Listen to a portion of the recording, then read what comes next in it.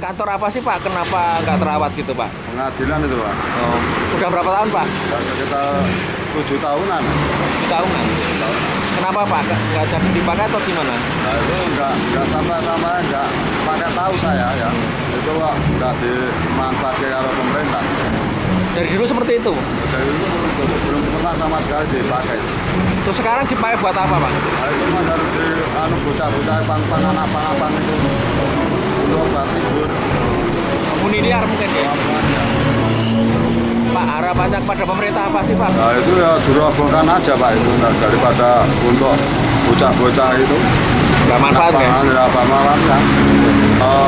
Untuk apa rekreasi apa kan itu kan. Jika taman ya? Di taman ada. Biar lebih manfaat ya?